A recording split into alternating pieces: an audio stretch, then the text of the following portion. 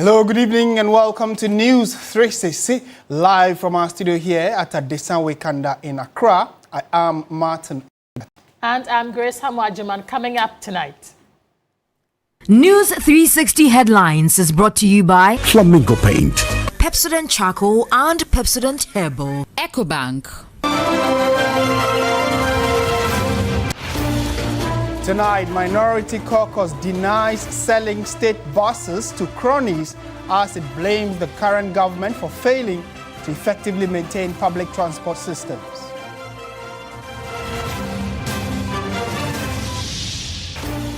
Also coming up, Ghana extends troops stay in Jamaica by 30 days to support post-disaster reconstruction.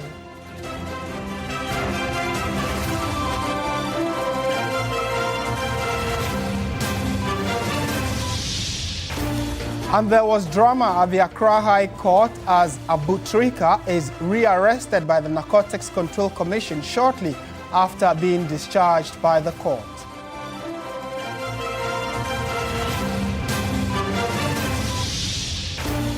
In business tonight, financial analysts project cedi rise to 42% appreciation in 2026, outperforming record-breaking 40% in 2025. And on the international front, Uganda's military chief, Muhoozi, denies claims soldiers assaulted wife of opposition leader Bobi Wine during a raid at their home.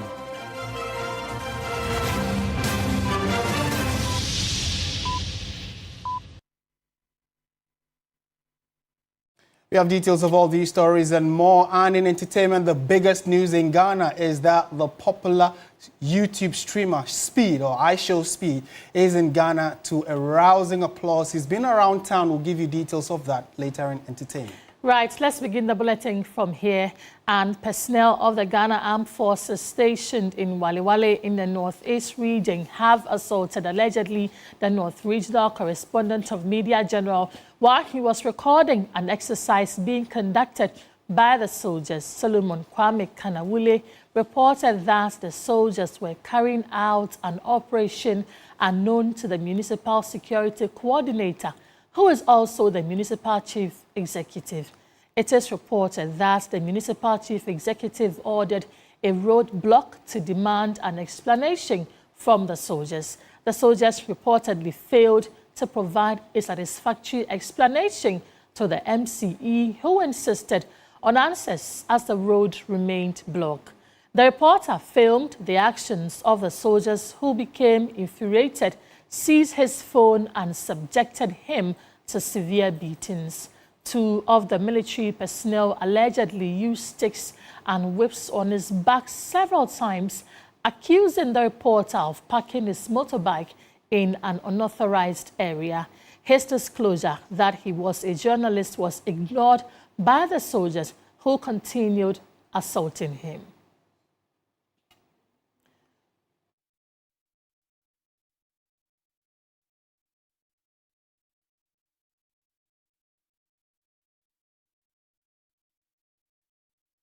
Well, we'll bring you more details on that assault by our Northeast Regional Correspondent, Solomon Kanawule.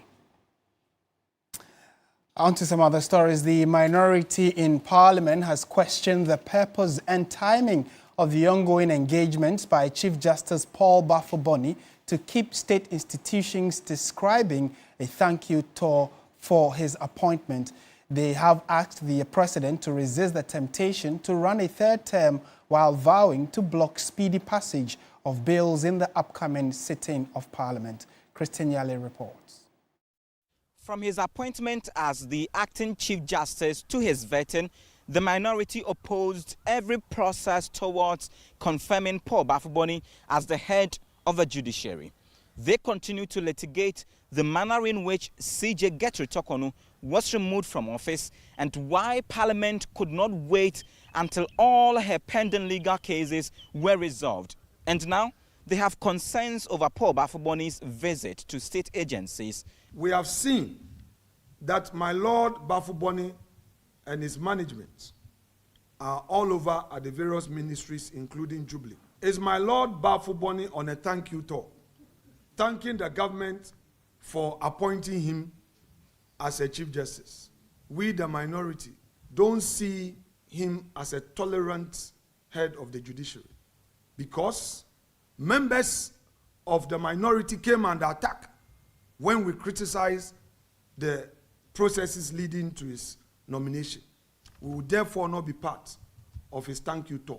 Afenyo Making believes the current economic gains are due to the IMF program and the windfall, and he has called for answers concerning the $214 million losses made under the Good for Reserves program. How can you give money to Gold Board to buy gold and they make losses because of exchange rate differences? What is happening amount to a financial loss to the state. If indeed we are going to have a gold for oil reserves, the government must take steps to sustain it by ensuring that there's real profits. He reiterated their position on the lithium agreement and called for the lands minister's resignation. But on the anti-LGBTQ bill, he accused government of double standard. In the 8th Parliament, when they were in opposition, they told the whole world that there was a need to pass an anti-LGBT law. 1 year down the line, they've been in office. They have gone quiet on this anti-LGBT law. We don't accept this. We hold a view that the NDC used the anti-LGBT law only for power. And now that they are facing the reality, they want to find a way of running away from it. We will insist that they act by their own principle. Then he sent a direct message to President Mahama. Mr. President, we are aware that many of your party members want to push the agenda. Please tell them one more time. Maybe when you said so in Singapore, they didn't hear you. Mr. President,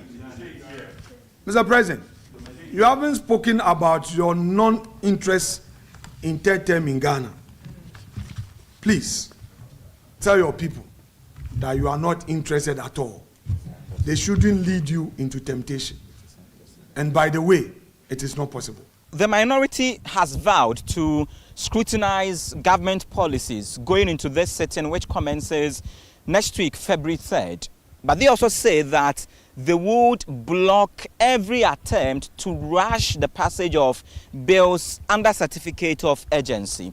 Christian Yale, TV3 News, Parliament. And still with the minority, they have denied claims that moving buses were sold to cronies of the past government at uncompetitive prices. Speaking to the public transport crisis in the capital, the caucus accused government of failing to maintain an effective system despite the fleet of buses they left, which currently government couldn't manage. In auctioning of the buses that you are talking about, before any bus is being auctioned, it has to be certified by the Board of Survey. It is not true that buses were sold at a peanut. No movable buses were sold to any cronies. It is a palpable lies which being thrown out because of the recent event that is happening under this government. They are trying to just equalize, make an equalization. Once we resume, the minority is going to call for that. And we'll have a public inquiry for Ghanaians to know the truth behind Let us face the fact. There are challenges. We submit further that this government has failed the Ghanaian people in the most basic duty of a modern state, to move its citizens safely and decently from one part of their own country to another. In 2026, at major terminals from Circle to Kaneshi and Medina, hundreds of Ghanaians are stranded for hours because the national fleet has collapsed from over 1,000 public buses to barely more than 100 in operation. The Chief Justice, Paul Bafuboni, has emphasized the need to protect judicial staff from attacks and ensure security for court premises and judicial officers. During a visit to the Ghana Police Service in Accra, the Chief Justice discussed ways to enhance collaboration between the judiciary and the police.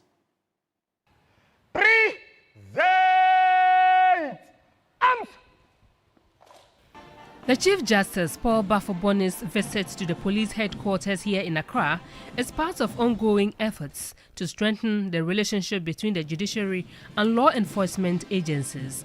Justice Bafuboni emphasized the importance of protecting judicial staff from attacks and ensuring security for court premises and judicial officers. He also highlighted the need for effective evidence gathering and preservation, as well as the need to address delays in prosecution. The Chief Justice, Paul Bafuboni, was sworn into office on November 17, 2025 by President John Mahama following his nomination and parliamentary approval. In the latter part of 2025 and this year, he has been engaging in high-level courtesy calls and meetings with key security and government officials to strengthen interinstitutional cooperation. He met with the Ghana Prison Service to discuss the need for collaboration between the judiciary, police and prison services to improve the criminal justice system, specifically addressing remand inmates' delays. He also paid a courtesy call on the Education Minister Haruna Idrisu, Finance Minister Dr. Kasiela Toforsen to discuss support for the judiciary, where he highlighted the need to address court congestion. And talking about the judiciary, drama unfolded at the corridors of the Accra High Court when officials of the Narcotics Control Commission suspended the joy of alleged fraud and remand scam suspect Abu Treka by rearresting him shortly after the court discharged him. Frederick Kunzu, Frederick Kumi and two others had pleaded not guilty to charges of defrauding by false pretense and money laundering. Here is Lord Idwasari's report.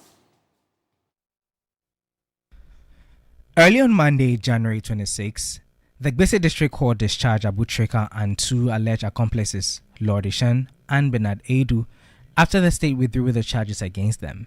Abu Treka is facing romance fraud allegations for which the United States of America has submitted a request to the Ghanaian authorities for his extradition. At the High Court, Deputy Attorney General Dr. Justice Remsai informed the court that the prosecution had filed a notice of withdrawal against Abu Treka, Lord Ishan, and Bernard Edu, and hence noted that the applications by the applicants had become moot. Lawyers of Abu Treka and Bernard Edu had filed separate applications to quash the proceedings before the Gbese District Court and their discharge. Oliver Bakavomawo told the court that despite the prosecution withdrawing the charges against his client, he was still in detention. Responding to the statements, Deputy Attorney General Dr. Justice Remsai intimated that steps would be taken for his discharge. After hearing both counsel, the presiding judge struck out the application, holding that the discharge of the applicant meant the certiorari application had become moot. Abu Treka was, however, rearrested by officials of the Narcotics Control Commission on the corridors of the High Court after proceedings ended. Counsel for Bernard Edu, one of the alleged accomplices of Abu Treka, expressed satisfaction at the notice of withdrawal by the prosecution. The state had nothing against the two others. So that's what we preach for from day one. And if the Attorney General has seen light in that and done the we welcome the decision of the court. Taking back to the narcotics headquarters, I'm yet to know why they are there, but I believe it's for administrative purposes. So whatever transpires there, I'll let you know. Lord Idwasari, TV3 News, Accra. The Ghana Law Society has dismissed claims of being aligned with the governing National Democratic Congress President of the society, that is Roxy Nelson Dapamepo, made the remarks after a press conference was cut short following a lawsuit against the society. Lawyer Yao Inimbwedu filed a lawsuit against the Ghana Law Society, the General Legal Counsel, and the Registrar of Companies, challenging the legality of the society's operations. He argues its activities breach statute and undermine regulation of professional bodies. The motion challenging its legality is expected to be heard on February 4, 2026. As a result, the Ghana Law Society on Monday, January 26, postponed its media briefing, but insists the injunction does not affect its activities. Out of respect for the court and as officers of the court, we want to withhold our press statement or our comments to the press regarding the Ghana Law Society as established under law and our activities and our policies and programs for our members, our professional colleagues, who abide the outcome. And if you look at some other processes that we've cited, there's supposed to be a motion or notice slated for hearing on the 4th of February. Dafiamekpo rejected suggestions that the group is made up of NDC lawyers, saying their breakaway from the Ghana Bar Association was due to its loss of relevance, not politics. Is the Ghana Bar Association a group of MPP lawyers? Is that why they are worried? So we are not a group of NDC lawyers. We are a group of Ghanaian lawyers who have come to the bitter realization that the Ghana Bar Association has lost its luster and glamour, lost its purpose. You pay 1,200 every year, basic, as a member every year, annual dues. You don't know how that is put to. Members have crisis and nobody comes to the aid as a group. If you see a lot of NDC lawyers in our membership, it is by freedom, voluntary association and orientation. They have the right to belong to any association of their choosing. Lawyer Yao Inimbwedu is seeking to remove the Ghana Law Society from the Register of Professional Bodies and secure a perpetual injunction against its executive and members. We stay on matters about the courts, and two prominent figures of the New Patriotic Party, Professor Kwabena Frimpong Boateng and Dr. Nyaho Tamaklo, together with a National Democratic Congress stalwart, Dr. Christine Amwakunyama, have invoked the original jurisdiction of the Supreme Court to challenge the internal voting structures of Ghana's major political parties. The plaintiffs, through their counsel, Oliver Baka-Vomawo, are seeking a true and proper interpretation of the 1992 Constitution regarding how political parties elect their presidential and parliamentary candidates. So I'll take you through a number of the reliefs they are seeking, which include that electing candidates is a core element of a party's internal organization under Article 55(5) of the Constitution. Again, they are praying the court to rule in their favor or interpret that party structures must ensure equal political participation and equal voting rights for all members. Again, they are praying the court to insist or state that democratic principles require meaningful and broad participation, accountability of leadership, and substantially equal and direct voting rights. And finally, they're saying that delegate-based electoral college and extraordinary constituency delegate conference systems declared unconstitutional, null and void. And that's one other thing they're asking the court to declare, that delegate-based electoral college and extraordinary constituency delegates conference systems to be declared unconstitutional, null and void. Full details of this will be found on our website, 3news.com. Well, let's do some election-related issues, because the National Democratic Congress Ayawaso East parliamentary primaries are shaping up to be a contest between experience and fresh ambition, with 6 aspirants officially entering the race. Nomination forms have been picked. The The field is set and the internal contest to lead the party into the March 3 by-election has formally begun. My colleague Noble Crosby Annan engaged one of the new faces in the constituency and has more in this report. 6 aspirants, some familiar faces and others relatively new, have picked nomination forms to contest the NDC Ayawaso East parliamentary primaries. One of the new faces in the race is Alhaji Abdul Salam Mohammed Daru. Though he may be perceived by some as a newcomer to active frontline politics, Daru insists he is no stranger to the Ayawaso East constituency. He says his decision to contest is driven by a deep sense of duty and a call to serve the people. The motivation is about service. The young people within the community feel this is the time for the community to be led by a young person. There is a certain realization among the young people that young people must lead. That is what is new.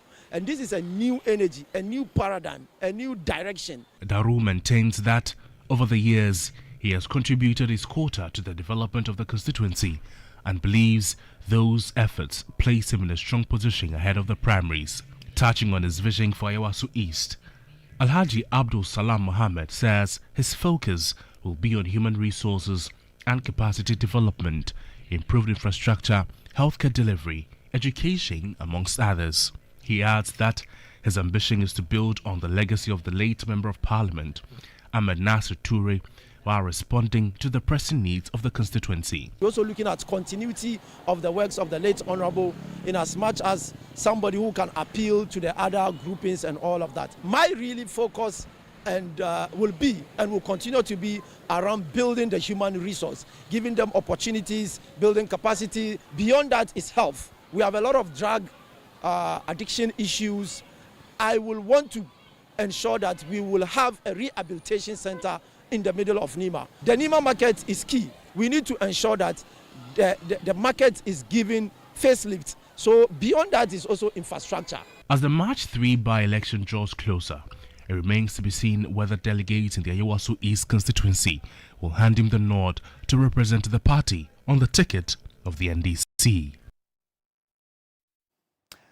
In more news this evening, Professor Mike Okwe, former Speaker of Ghana's Parliament, has asked the Foreign Affairs Minister Samuel Okudzeto-Ablakwa to be mindful of his utterances and learn from those ahead of him.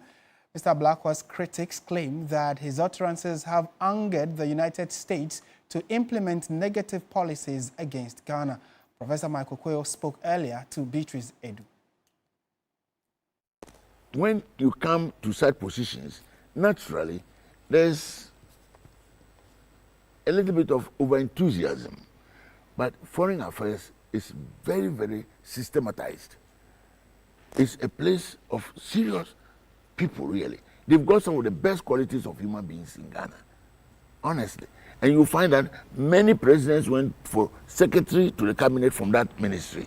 It's a powerful place. I will only advise my good friend and younger brother that he must listen more to the powerful men that he has got there. The people are there. Those ambassadorial caliber of people, they are there. Use them more. And Ghana has officially extended the stay of its troops deployed to Jamaica to support post-disaster reconstruction beyond the initial 90-day period, paying a courtesy call on Jamaica's Prime Minister, Dr. Andrew Holness. A Ghanaian delegation led by the Minister for Foreign Affairs and the Deputy Defense Minister announced that President Mahama has approved an additional 30 days for the troops to remain in the country. The visit to Jamaica forms part of an inspection tour to assess the activities of Ghanaian troops deployed to assist in rebuilding affected communities following Hurricane Melissa.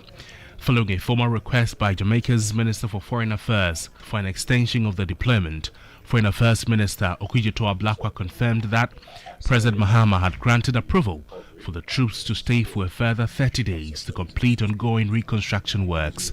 This was originally planned to be a 30-day operation. We call it Operation Boafu. Boafu in the Akan language means to assist, to help. So Operation Boafu was originally scheduled to last for 30 days. They asked for an extension because of the extent of devastation. and that was extended to about 15 February.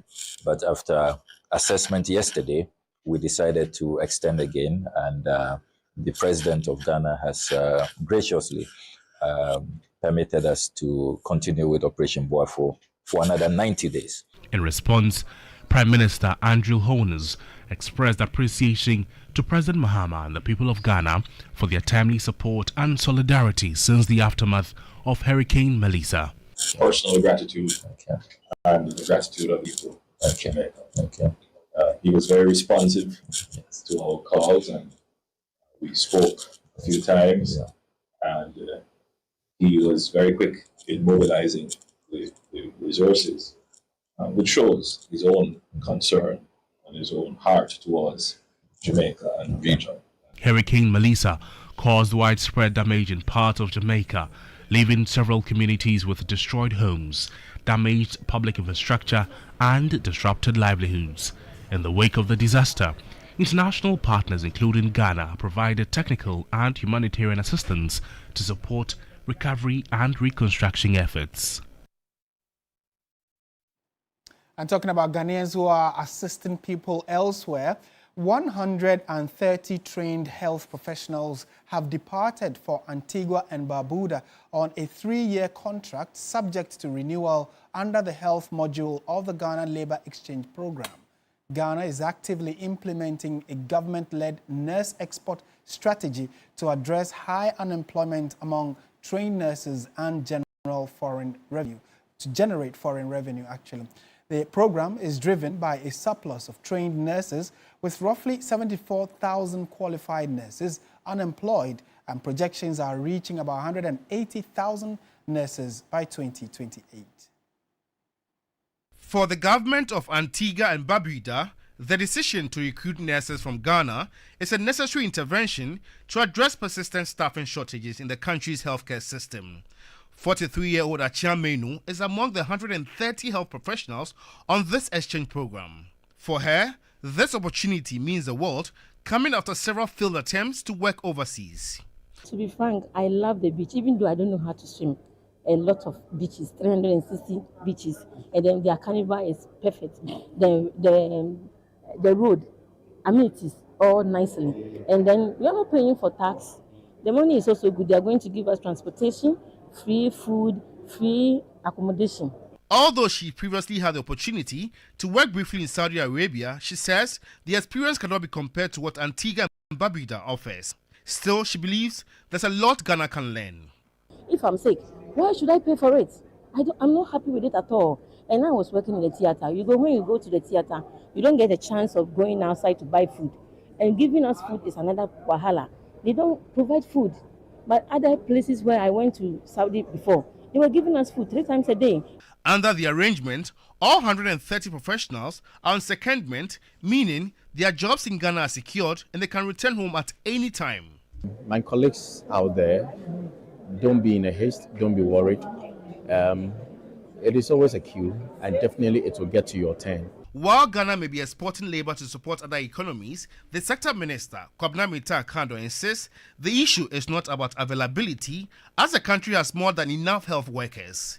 Inheriting a backlog of over 80,000 trained nurses, the sector minister explains that limited resources, not numbers, are responsible for the high unemployment rate. The debate has been the fact that we do not have health workers in our various health facilities, but we are exporting health workers. That is not it. The availability of health professionals in this country is not a problem.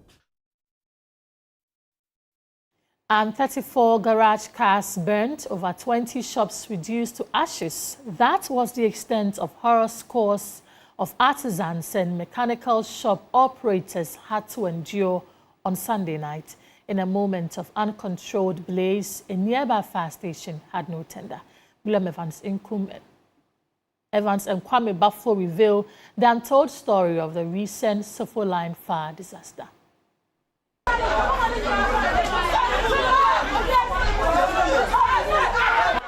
Anguish, anxiety, fortunes turning into ashes, smoke billowing into the thick dark clouds. Onlookers and owners of lighted shops watch helplessly. Just half a kilometer away is this fire station, but with no fire tender. Over 2 years, it is only a building with stationed officers. In the thick of affairs, these firefighters had to be drawn from Bremen, several kilometers away, to fight a ravaging fire. 34 garaged vehicles burnt. Over 20 containers filled with spare parts, no more. Fire tender station Kambasa. Me am driver car call Kano, asan of say Adai. The fire tender in sure say Janobet The MC for Kwadaso, Eric Asibe, says their preliminary investigation point to an avoidable situation. The fire, in a way, what we gathered there emanated from a certain refuse or the rubbish that an unknown person set fire into.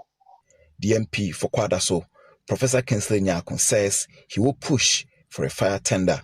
I'm going to take it upon myself to have discussion with the Minister for the Interior, Honorable Haji Mubarak Muntaka, to see how they can get us a fire tender. Not only victims of Sunday's fire continue to count their loss. Very unfortunate disaster there. Away from that, Best Brain Publication Limited has launched a STEM quiz competition aimed at promoting science, technology, engineering, and mathematics education among basic school pupils. The maiden edition of the quiz is expected to run from February to May this year, with 32 basic schools set to participate. The initiative, dubbed the Best Brain STEM Quiz, is designed to stimulate interest in STEM subjects at the basic school level and help nurture critical thinking and problem-solving skills among young learners. Speaking at the launch, the Chief Executive Officer of Best Brain Publication Limited, Henrik Atabayeboa, said the competition forms part of the company's commitment to supporting quality education and preparing pupils for future careers in science and technology. At Best Brain, we believe that nurturing a passion for science, technology, engineering, and mathematics, that is STEM, education is crucial for Ghana's development. That is why we are excited to bring together talented students from 32 schools to showcase their skills, creativity, and innovation. The quiz will involve 32 selected basic schools in its maiden edition, with plans to expand participation in subsequent years. The Ashanti Regional Deputy Director of the Ghana Education Service, Thomas Boateng, commended Best Brain Publication for the initiative, describing it as timely and aligned with the GES curriculum. You are not only shaping the intellectual abilities of our young learners, but also preparing them for the demand of the fourth industrial revolution and the future world of work. Erasmus Asamoah Kujo is the Director of Royal Robotics STEM Education. With our robotics program, we will give participants hands-on experience with design, coding, and problem-solving skills.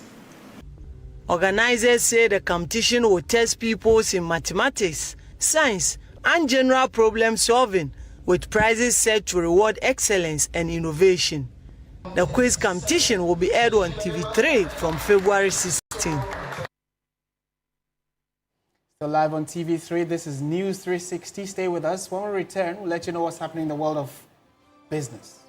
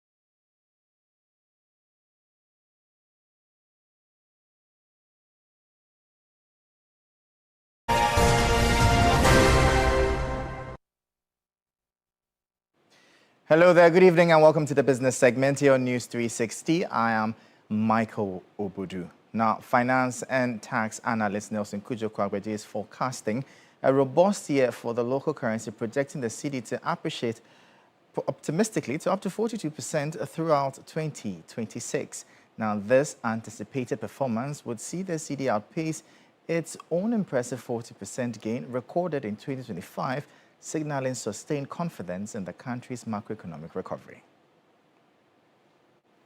An IMF report retracked more than 20 major economies across the continent revealed that the cedi appreciated by 40% against the dollar in 2025. Nelson Kwagbeji's forecast signals a growing consensus among financial experts that Ghana's macroeconomic recovery is not merely a 9-day wonder, but a sustained upward trajectory. Ended 2025 with over $14 billion in terms of reserve. So all these factors actually contributed towards the stability of the cedi. So we expect the Ghana cedi in 2026 to do a little over what it did in 2025. We expect the Ghana cedi to perform well over 42% in 2026. Financial economist Dr. Eric Boachi-Adom noted sustaining gains of currency is key for continued confidence in the economy. Prioritizing the cedi is good, but let's do it in a way that the market will control, be able to supply a huge portion of the dollars needed in the forex trading. You know, in this year also, we are expecting the government to move into full swing of activities by implementing its major policies. What will be its effect on inflation? This remarkable recovery marks a significant turnaround from previous years of volatility, positioning Ghana at the forefront of African currency stability. Now, the Bank of Ghana says while macroeconomic conditions have improved, monetary policy decisions going forward will require caution and careful judgment. Opening the first Monetary Policy Committee meeting of 2026, Governor Dr. Johnson Isiama stressed that the priority now is to lock in stability and ensure recent gains are sustainable.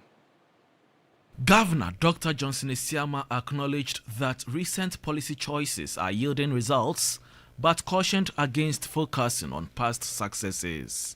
The meeting is about how we respond to that improvement and how we ensure that decisions taken today, the decisions we take, remain robust under scrutiny tomorrow.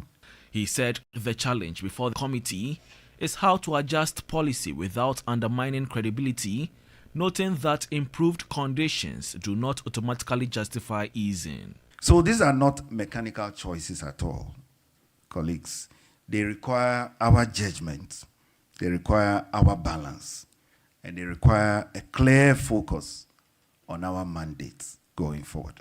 The governor also pointed to foreign exchange stability, the domestic gold purchase program, and external accountability as critical issues shaping deliberations. The upcoming IMF review in April 2026 will be based on end December 2025 data. So this committee is therefore among the very first to rigorously assess the indicators central to program performance. The Monetary Policy Committee meeting runs for 3 days, with markets closely watching for signals on the direction of interest rates when the Bank of Ghana announces its decision on Wednesday, January 28, 2026. Now, insurance regulations consultant William Akita has thrown his weight behind the Ministry of Finance's new directive requiring all cargo imports to Ghana to be insured by local insurance companies starting February 1, 2026. Speaking to 3 Business, Mr. Akita highlighted that the successful implementation of this directive is a game changer for the domestic market. This directive will not only boost the capacity of our local insurance companies, but will also help improve insurance penetration in the country. Insurance regulations consultant William Akita noted this will ultimately sustain the growth of the entire industry. We want to build the capacity of what? Local Ghanaian insurance companies. Number two, we also want to what? Mobilize what? Local revenue for the Ghanaian economy. By so doing, we'll be able to grow the economy. If we are not able to do this, and we always shift this risk to foreign companies, a Ghana man will say, you do it yourself. As we speak, the insurance penetration in the market is very, very low, less than 2%. So this directive is there to shore up premiums for the local insurance market and also build the capacity of underwriting companies. This move is anchored in Section 222 of the Insurance Act 2021, Act 1061, aims at ending cattle flight, and which is to be enforced by the Ghana Revenue Authority, mandates that all commercial imports be covered by locally licensed underwriters. Have a business, or if you have a cargo and you are not insuring it locally, and you are pushing it to foreign companies, it means the cedi we have here, you have to change into dollars and pay premium. But we are saying that no, don't somersault your cedis into dollars. You can do the businesses locally, because we've built the capacity of underwriting companies. So you don't need to push money from the system. We need to retain the premiums here so that it will drive market penetration in the country. And that'll be all for the business segment here on News 360. I am Michael Obodu. We'll bring you updates now from the currency and the commodities market.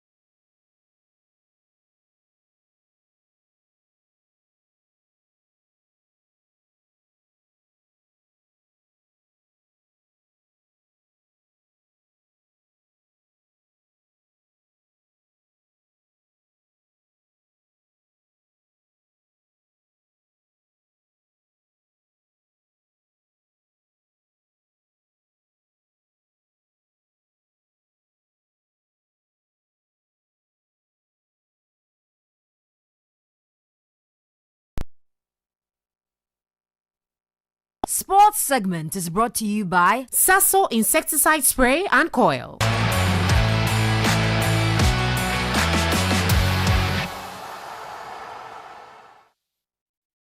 Hello, good evening, and welcome to the sports segment here on News 360 with me, Oreku Ampofo. The Ghana Premier League is entering its decisive phase as Match Day 20 wrapped up over the weekend, with both Asante Kotoko and Heart of Oak securing impressive victories. My colleague Mutala Yakubu breaks down all the key talking points. Match Day 20 of the Ghana Premier League delivered exciting goals and notable results. Heart of Oak opened the round in style, recording their biggest win of the season with a commanding 3-0 victory over bottom place 11 Wonders. After drawing with Dreams FC on Match Day 19, the Phobians were eager to respond, and they needed less than 10 minutes to take the lead as Mauliwayo struck early. Second half goals from Kakari and Osasibi sealed the emphatic win. Despite the strong performance, Heart coach Didi Dramani insists there's still more room for improvements. 3-0 win in a game, but I think that we still need to be more clinical, and then we need to be more conventional, and then also making the right decisions in very key moments. 11 Wonders coach Emmanuel Edu, meanwhile, admitted his players failed to execute the game plan. That means Yambobo, because the result is what matters most, you know. I think today I'm really disappointed in the boys because it's just that they don't listen. Yes, because you've watched our games, and in as much as we lose, we don't go down that much. Yeah. Attention then turned to Asante Kotoko as fans awaited their reaction following Heart's victory. Chasing their first win of 2026, the Porcupines produced a convincing display against Baseke Holy Stars. The fixture also marked the return of forward Albert Amoa after a 3-month spell in Libya. With Amoa starting on the bench, Captain Samba O'Neill opened the scoring from the penalty spot before half-time. Amoa entered the fray in the second half and capped his comeback with a stunning overhead kick to make it 2-0. His strike partner, Kwame Opoku, replicated the acrobatic finish moments later to secure a ruthless 3-0 win for Kotoko. The Porcupines were also seeking revenge after losing the first leg 2-1. Kotoko head coach Karim Zito expressed delight with both the result and Amoa's impressive return. Fantastic.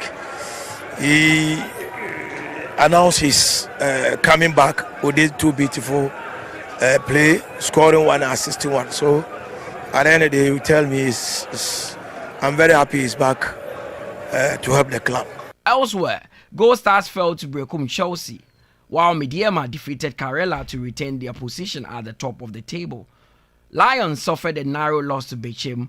Dreams were held to a 1-1 draw by Young Apostles, and Hoho United came from behind to draw 2-2 with Vision. Samatex and Adriana also recorded victories.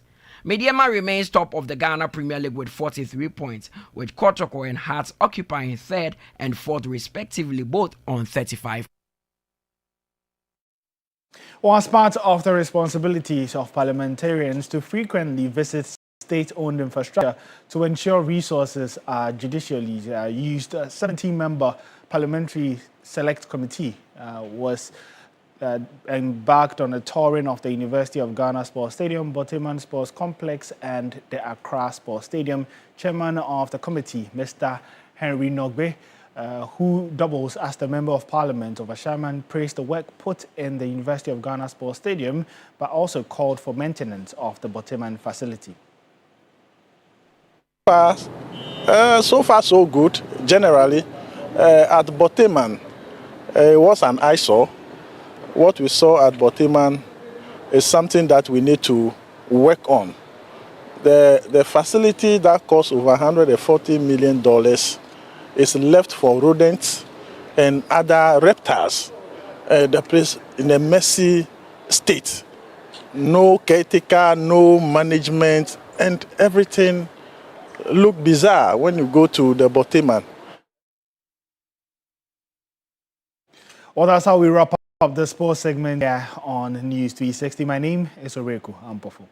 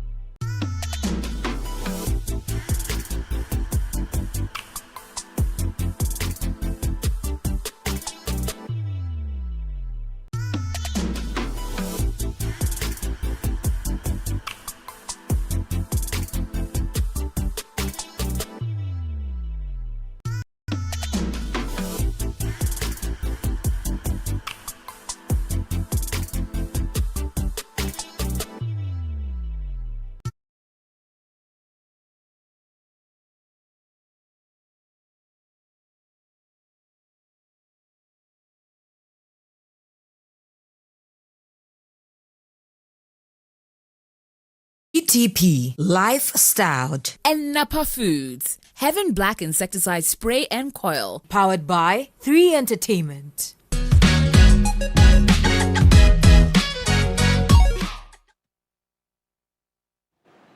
Welcome back to News 360. Time now for entertainment news. And we have Asiedua, yours truly, in the building. Right. Yeah, welcome. Thank you very much. It feels good to be here. Good.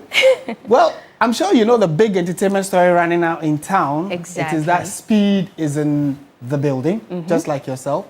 And he's been in town. Many people are watching, over 50 million people streaming at the moment. But he's currently at Montia Hamamat's Shea Butter Museum. Yes, and so he's enjoying some... A shea butter bath. That's what they call it, right? Yes, exactly. Shea butter bath. Right. So, yeah, that's Speed. He's been in town. He's been to a number of places. Seems to be having a good time. Exactly. What do you make of the whole facade or episode of what we see? I'm excited about it. For a moment, people thought that he wasn't going to even step a foot in Ghana. So it's good for him to experience the rich culture. I mean, from Ikropon all the way to the Independence Square. And now seeing him here, it's good to see. But in other news, Mental climax over the weekend. And so emerging reggae and dancehall sensation Kweku Shai has been crowned the winner of Mentor 14, the breakout edition, sealing a major milestone in his fast rise in music career. The newly crowned champion has assured fans this is only the beginning, promising nothing but great music as he steps fully into the spotlight.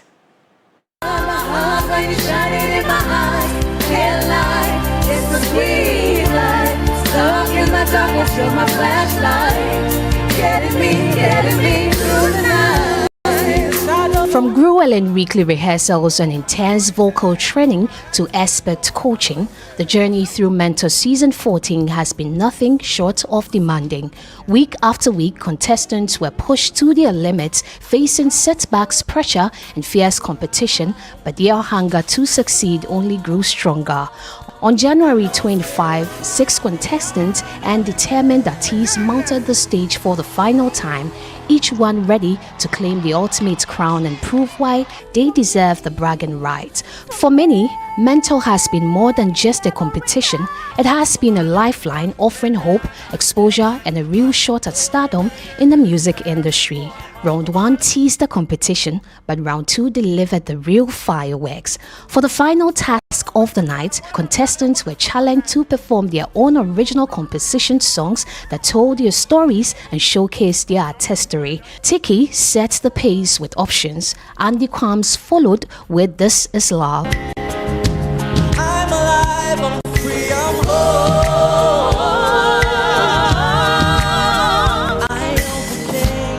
Then came Kweku Shai, who took the stage with Sole. The talented reggae and dancehall artist raised the bar, commanding the stage with confidence and delivering a powerful performance that sealed his dominance. In the end, it was Kweku Shai who stood tallest, emerging as the winner of Mentor 14, the breakout edition, a defining moment in his fast-rising music career. The winner for Mentor Season 14 2026 is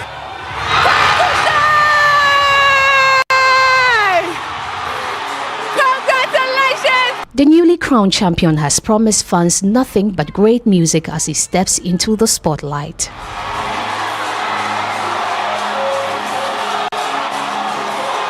First of all, when you saw the kind of fans and the kind of people that came out to support you today, how did that make you feel? I felt very humbled, because it's not easy to get people's heart following you that much. I never forced anybody. These people bought their tickets.